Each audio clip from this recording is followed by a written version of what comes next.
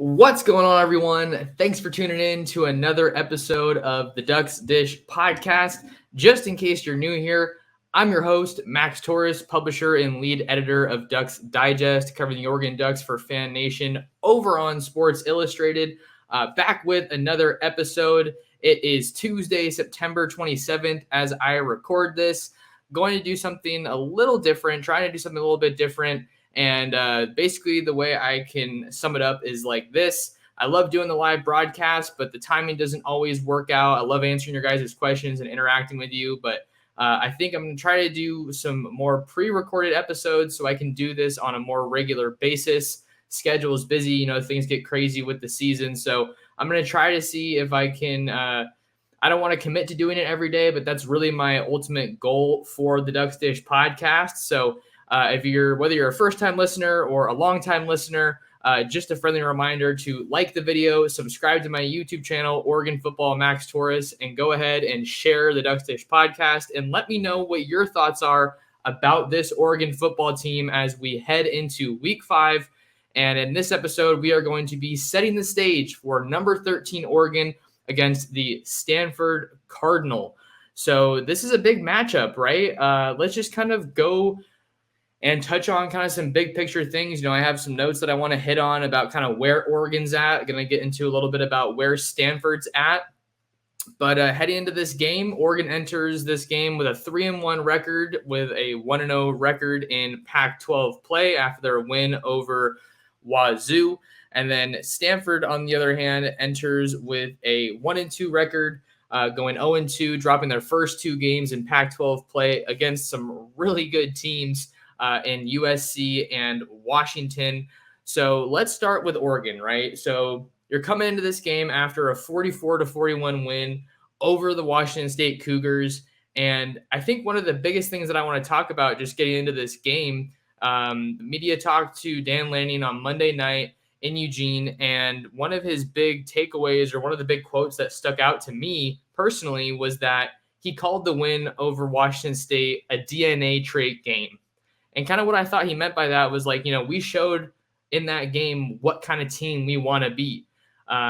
If you watch the game, you know how Oregon kind of had their backs up against the wall pretty much the entire game. And then in the fourth quarter, they rattled off, I think it was 29 points to put that game away with that long touchdown pass to Troy Franklin, and then the touchdown pass to Cam McCormick, which was set up by Bucky Irving's huge catch on 4th and 2. That was a big play by the quarterback, Bo Nix, and by Bucky Irving.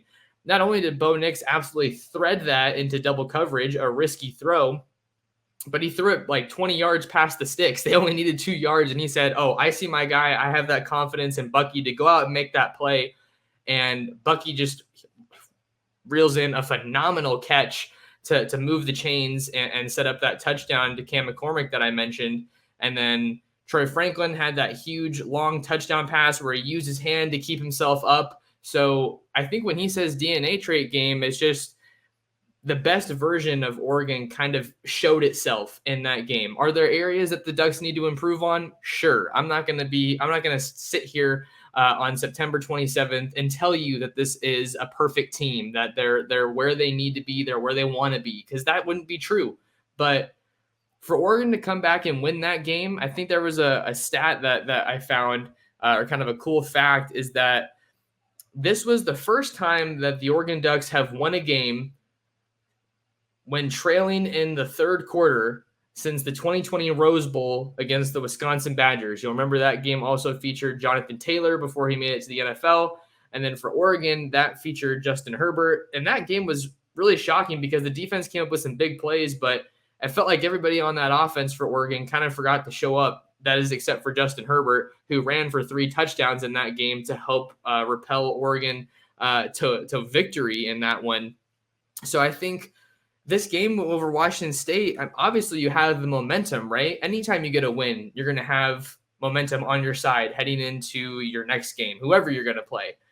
But Oregon hasn't had a comeback, and you haven't really had any confidence. I don't think I would go as far as saying if Oregon found themselves in this situation under Mario Cristobal last year, 2 years ago, 3 years ago, how much confidence would you have that Oregon was able to march down the field, march down the field quickly and put up points. I think that you would have some confidence like, oh yeah, I think Oregon can put up some points here, but it's going to take a while because of that ground and pound offense that has become, the trademark of Mario Cristobal in his time as a head coach. That was certainly the case at Oregon, but now for Oregon with this offense, which is operating at a super high clip, just crazy efficient. There were some red zone issues and with some questionable play calls from Kenny Dillingham in that Washington State game that we can talk about, but I think this Oregon offense is just operating at a level that we really haven't seen. And in terms of the balance, the vertical passing attack has been awesome. We talked about the touchdown pass to Troy Franklin.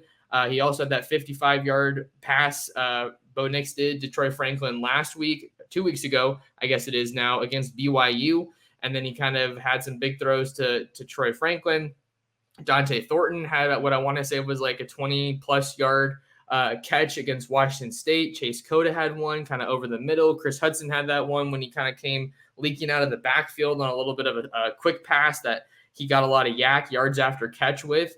But the biggest point I'm getting after is that I don't think we've seen this kind of a balance with Oregon's offense in so long. And I think this is one of the best stats that I found that kind of helps shed some light on that. So according to the Pac-12, Oregon has the number 3 rushing offense in the conference at just under 200 yards per game, 198.3 rushing yards per game.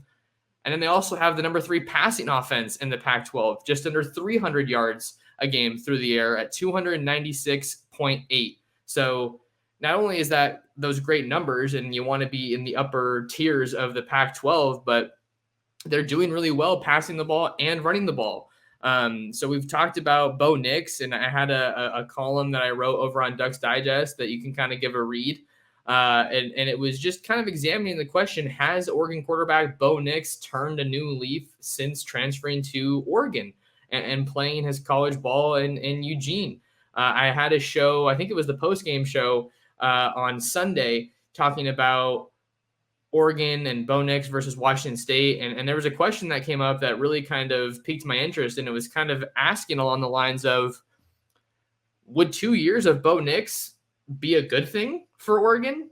I think that the topic of the transfer portal and the quarterback has been a very long discussion. And I think I'm still trying to figure out where I stand on that, because Oregon's been looking for answers at quarterback and they have gone to the portal. And I think for Oregon, with this new coaching staff and the timing of it all, it made sense to get somebody from the transfer portal because nobody on the roster had played many college snaps.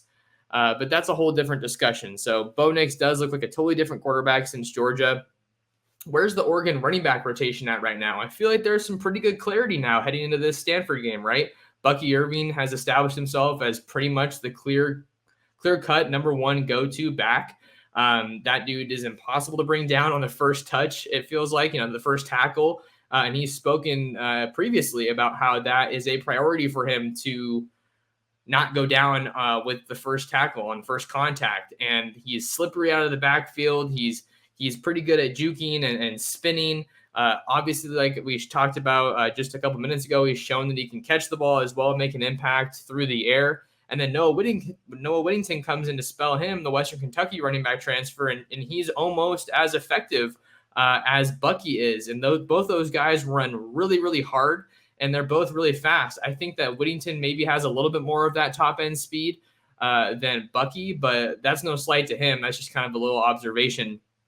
And then the third back that we've seen is true freshman Jordan James, and he's come in as one of those bigger backs, and he's carved out a role as Oregon's short down yardage running back, goal line running back. Got his first touchdown as a Duck on Saturday against Washington State. Third down, fourth down.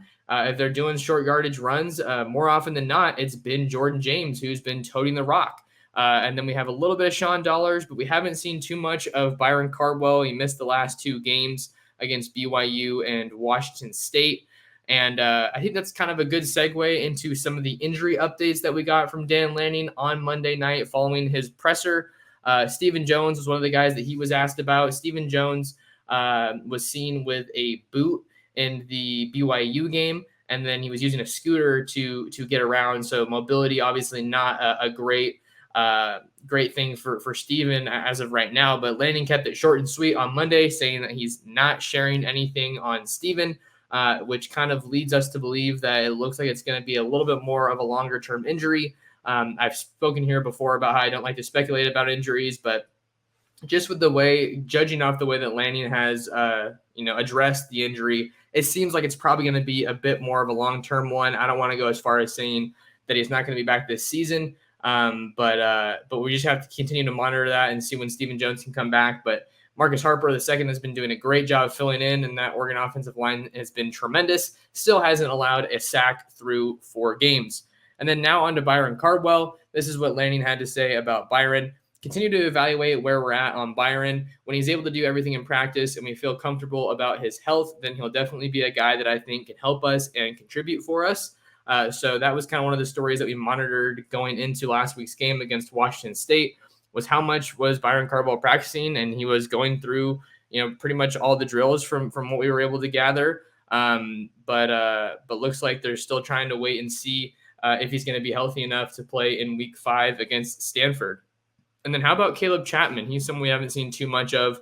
I believe he's only played in 1 game. That was the Eastern Washington game. Dan Lanning saying, quote, "Chap, I think, is close to being able to help us out there on the field. He's certainly healthier now than he has been. His role can grow if he's able to get it done in practice for us," end quote. So a couple of injury updates there. Ducks are fairly healthy heading into this game against Stanford, so that's always a big plus. I think for this Oregon game against Stanford, this is definitely a game that you're happy you're getting at home, right? We'll obviously recall last year's loss on the farm in Palo Alto, 31-24 to Stanford in overtime. And I think even though Stanford isn't playing their best football, certainly not viewed as one of the better teams in the Pac-12 right now, I think David Shaw is still trying to work back up to that perception and that standing, rather, being one of the better teams in the Pac-12. I think Stanford's still a little bit of a sneaky team just because of the way that they identify, recruit, and assemble their roster and the talent. I think that they kind of get those guys that really fit what they want to do really, really well. That being said, there is another update that we got on the injury front today from David Shaw. That is that running back E.J. Smith is going to be out for the season with an undisclosed injury, which is kind of interesting because it looked like previously he was only going to miss, 1 or 2 games. And I think the quote that I saw before today was, if not Oregon, then hopefully the week after that. But he's been the leading rusher for Stanford so far through these 4 games. He's only played in 2 because he missed last week's game against Washington, but he had 30 carries for 227 yards and 3 touchdowns. So it looks like David Shaw is going to be turning to Casey Filkins as the lead back for his team for the Cardinal. Kind of interesting, though, because there's a connection. Casey Filkins is an Oregonian. He's from Lake Oswego, went to Lake Oswego High School, 5'11", 198 pounds. 298 would be way too big for a running back. But I think that's still a significant update. E.J. Smith, son of NFL's all-time leading rusher, Emmitt Smith. So that's definitely a tough break for the Cardinal as they get ready to face the Ducks. And just on the other side of that, I think we need to talk about the Oregon defense, because Oregon's run defense has been very, very stout so far this year. I'm going to pull the stats up right now. Give me just a second. But when we're looking at run defense in terms of yards per game, Oregon has been one of the best, now at number 2 in the Pac-12 in terms of rushing defense. They are allowing 86.5 rushing yards per game. That is second only to the UCLA Bruins, who are averaging — what is going on with my computer? My screen is jumping all over the place. Sorry about that. Let me see if I can get this back where I was hoping it would take me. But if not, it looks like we're lagging a little bit. Sorry about that. Second only to the UCLA Bruins at 84.3 rushing yards per game. Oregon is at 86.5 yards per game now. in terms of the opponent rushing yards per game. So Oregon's run defense has been stout, and they've had some guys stepping up. Jordan Riley, Casey Rogers, the transfers from Nebraska who followed Tony Tuioti to Eugene. You also have guys like DJ Johnson, and you have Brandon Dorless, Keon Ware-Hudson. So there's been a lot of guys that have been stepping up, and they've been rotating a lot of bodies there along the interior of the defensive line to defend the run, to get after the passer as well. 4 sacks against Washington State last week, definitely continuing to progress in the right direction. I believe that was the second time they've increased their sack total in 2 weeks after getting Jaron Hall. I think it was only once, so it was 2 guys that combined for half a sack each. But Oregon's run defense is definitely gonna need to come up big in this one. Stanford is traditionally a pretty well-coached team that is pretty physical at the line of scrimmage. As we start to kind of dig into Stanford and kind of what the deal is with them, what we know about the Stanford Cardinal, we're going to step away for a quick break on the Ducks Dish podcast, and we'll be right back with more Oregon football content after this.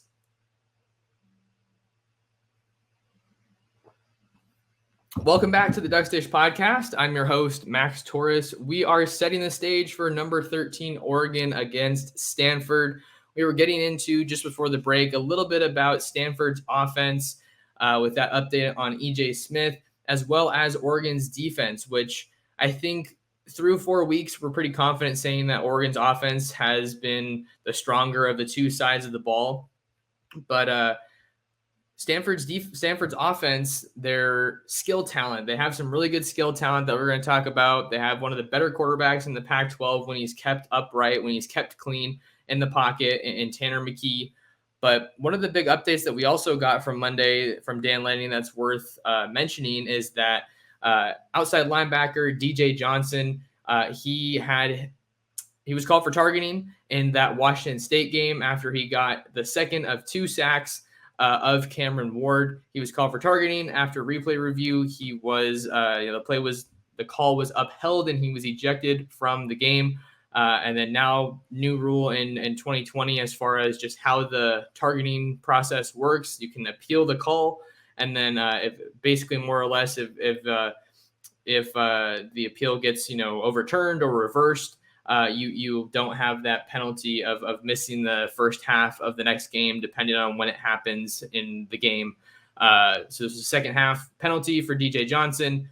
It got denied. Dan Lanning told reporters on Monday night. So the Ducks will be without their sack leader and arguably their best pass rusher for the first half against Stanford. That's definitely a big storyline to track because, as I mentioned, Tanner McKee is one of the better quarterbacks, one of the better passers in the conference when he is kept upright.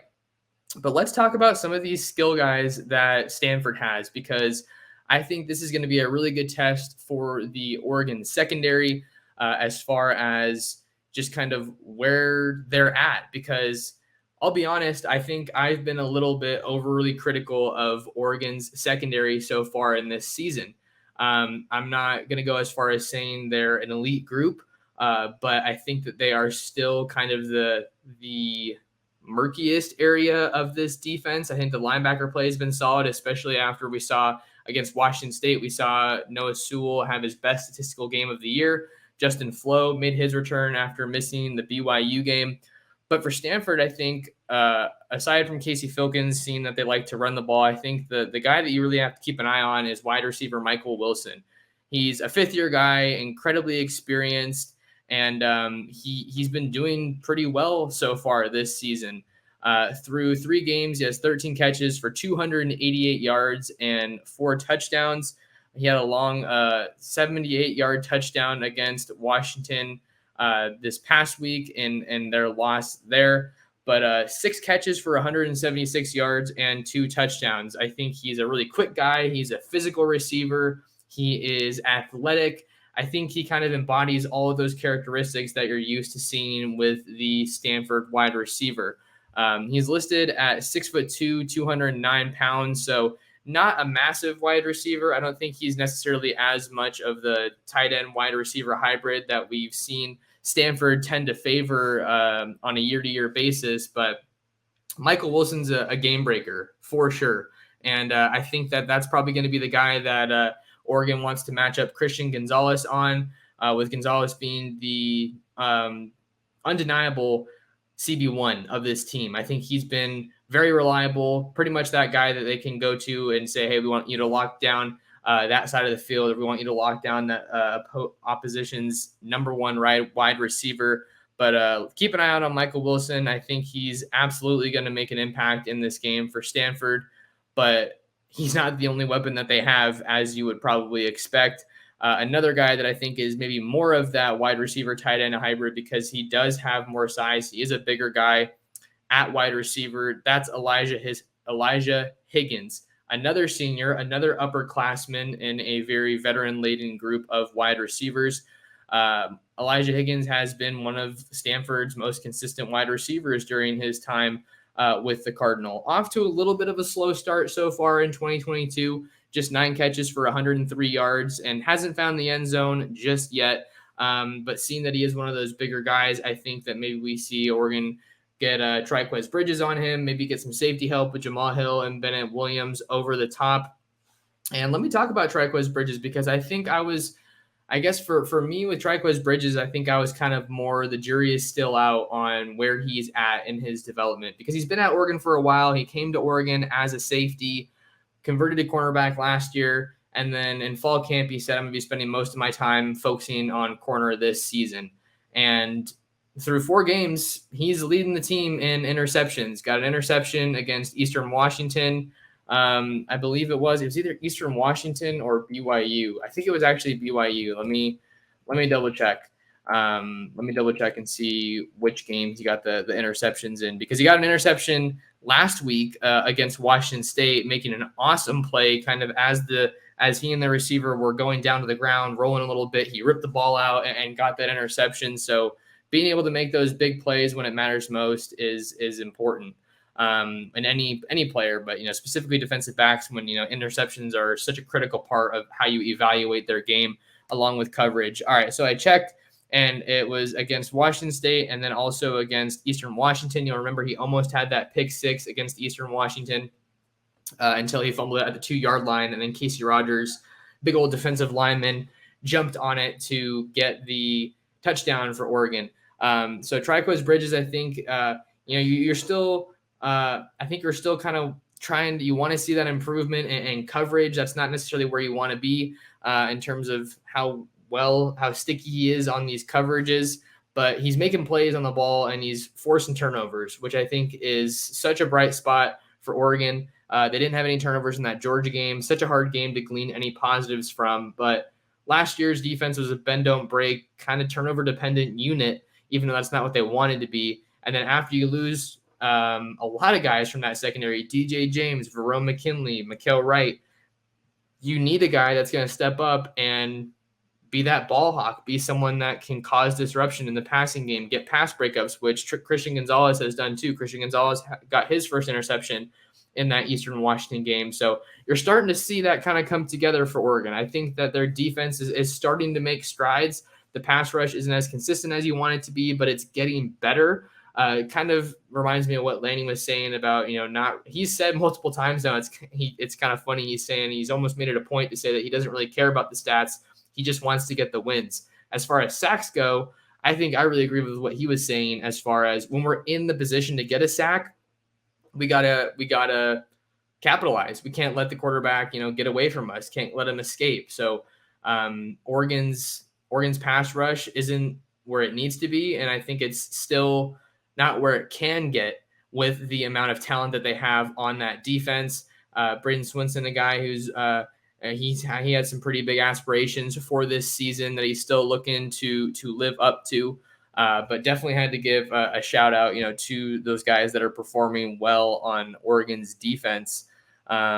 Just to kind of touch a little bit more on some of these guys on Stanford's offense. We talked about EJ Smith. He's not going to be available. He's out for the year. Casey Filkins, Elijah Higgins.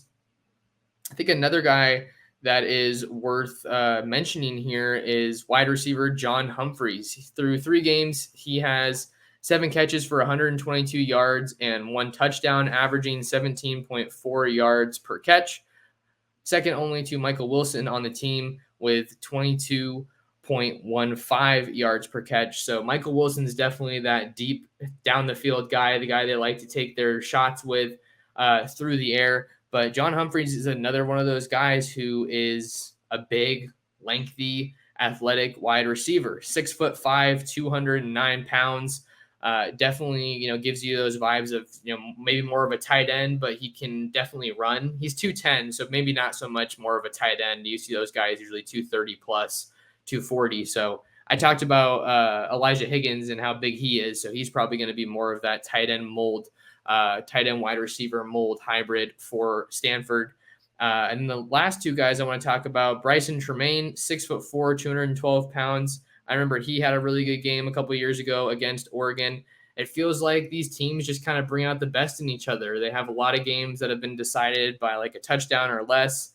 And then with Stanford, you have to talk about the tight end position, which is where Benjamin Jurosik comes in, the big 6'4", 242-pound junior tight end out of Bakersfield. Definitely one of the better receiving threats on this team. Only has 7 catches so far, but they actually also involved him in a running play, had 1 rush for 50 yards on the season. I believe that was against Colgate. So those are some of the big guys that you got to watch on Stanford's offense. On their defense, they have some capable playmakers as well. You're looking at Caillou Blue-Kelly, one of the best defensive backs, one of the best coverage defensive backs in the Pac-12. You also have defensive back Patrick Fields, who was a former Oklahoma transfer. And then at linebacker, you also have Lavani Demooney as well. Aaron Armitage, David Bailey. Those are some guys that are going to be coming off the edge for Stanford. So Oregon's offensive line is going to have some really athletic guys that they're going to have to slow down on Saturday. And I think one of the more interesting things about this matchup, it's just a great Pac-12 rivalry, a Pac-12 North rivalry. And it looks like we could get a lot of really good games like that this year because Washington's playing well. Oregon State's playing well. Heck, Cal's even playing all right so far. Jaden Ott went crazy last weekend, but I think this should just be a really fun game. I think that Stanford's playing pretty sloppy. They're not an efficient or effective offense. I think they allowed 8 sacks against Washington. So this is a game that I think really favors Oregon's pass rush. They should be able to kind of pick up where they left off and continue strengthening their pass rush from a statistical standpoint, getting after the quarterback. I think this could be a confidence booster. Maybe we'll see more of Mace Funa getting after the quarterback. He had that big pick 6, really the best play that he's had as a Duck, and it could not have come at a better time for Oregon as they sealed that big win over Washington State. Let me see. There was some other notes that I wanted to get to about just kind of the Oregon and Stanford matchup. So last year, Stanford got the win 31-24 in Palo Alto. In 2020, Oregon won 35-14 in Eugene. And also in 2019, Oregon won 21-6 on the road in Palo Alto. And then Stanford won in 2018 in that brutal game in Eugene. That was a 38-31 overtime game that we don't have to talk about too much with, CJ Verdell fumbles and just the wheels fell off at the end, man. It was brutal. But I think for Oregon, this is a game that you got to enter with a whole bunch of confidence. You're getting it at home, which is always awesome. You're pretty healthy, like I mentioned, and you're just starting to see improvement and in all facets of the game. I think, we talked earlier about the red zone offense kind of being a little bit of an issue against Washington State. I think that definitely made that game closer than it needed to be as I battle a bad hair day a little bit. Where else was I going? So yeah, the red zone offense was kind of odd against Washington State, but I see Oregon getting off to a fast start in this one and their offense just continuing, pick up right where you left off. And then you're playing some of your best ball at home at Autzen Stadium. So really there's no reason that Oregon shouldn't be able to really just fire on all cylinders here. I'm not sure how much we can comp Washington and Oregon, but Washington and Michael Penix, Rome Odunze, I was watching those highlights earlier today. Washington absolutely ripped Stanford to shreds. And I think based off of what we've seen so far, this sample size through 4 games for Oregon, I feel like Oregon's probably right on par with them. So I think for Oregon, you got to continue to do the simple better and continue to win your one-on-ones. Dan Lanning talked about how important that's going to be with some of these big, physically gifted wide receivers and tight ends that Oregon's going to be going against. Also, winning on the perimeter, that continues to be a big point, especially against a team like Stanford that likes to run the ball, and Oregon likes to run the ball as well. Oregon, I believe they opened as 16.5-point favorites over on SI Sportsbook, so it looks like Vegas is favoring the Ducks so far in this one. If you're a college football fan, you're going to have plenty of time to watch other games in Week 5 on Saturday because the Ducks don't kick off until 8 p.m. Out here on the West Coast, 8 p.m. Pacific on Fox Sports 1 is where you can find that one. But I think that'll do it for us here on this episode of the Ducks Dish podcast as we set the stage for number 13 Oregon against Stanford. Before I get out of here, you guys, final reminder, please do me a big favor, smash the like button, smash the subscribe button, and share the Ducks Dish podcast, whether you're on YouTube. Let me know how you're feeling about this Oregon versus Stanford game. And then if you're over on podcast, share the Ducks Dish podcast with friends, family, and other Duck fans. But until next time, I'm your host, Max Torres. Thank you so much for listening to another episode of the Ducks Dish podcast.